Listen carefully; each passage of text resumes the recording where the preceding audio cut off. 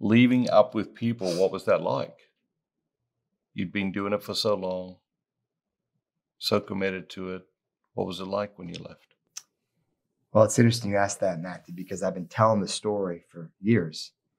And it's a true story, but I never told the full truth because I wanted to protect the founder. But I really prayed about it. I thought about it. And the founder's now 98 years old. He's still alive. And I wanted to respect him.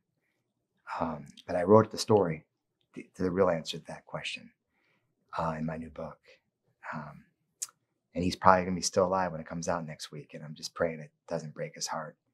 But I really owe my life to him because he founded the greatest mission in the world. I thought up with people and still do. There's nothing more important than bringing Jews and Christians and Muslims and blacks and whites and rich and poor, communist capitalists together, young people, to learn to love each other. That's what the bridging mutual understanding among peoples. I mean, I defended that mission when I was a student, a staff member, CEO, my whole life, 20 years in that organization.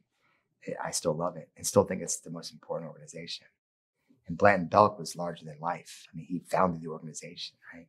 Built this worldwide movement. And he was my mentor. And he was my hero. He was the second father. He groomed me. I mean, when he retired, I replaced him. I mean, I was his chosen person to run this organization 45 years later. So I loved him and idolized him. Told me to play golf, told me how to fish, take me down his place in Mexico. My home in Mexico now is because of him, the love for Mexico. He changed my life. And then I became CEO and president. He was the chairman. And then I saw a different side of him. And I just, my mama always said, never say anything bad about anybody. But let's just say he wasn't the leader that I thought he was. He was that way to the masses. Yeah. But how he really treated people behind the scenes was something that really broke my heart. You didn't see that working with him all those years? Only when I was CEO, and I fully took. And I think if there's been 6 CEOs of other people in this history, I think if you interviewed all of us, we would all say the same thing. But I had so much respect for him. I just kept my mouth shut. But those 4.5 years of being CEO really broke my heart because he wasn't the guy I thought he was. Yeah. And I believe the mission's about to die. It's this close to being done.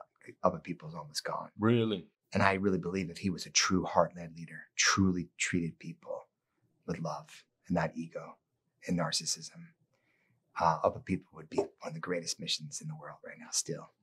So I owe my life to Blanton because, Mr. Belk, because I'm in the leadership space now, not because I worked for a leader that I wanted to become. I'm in the leadership space now because I worked for a leader that I didn't want to become.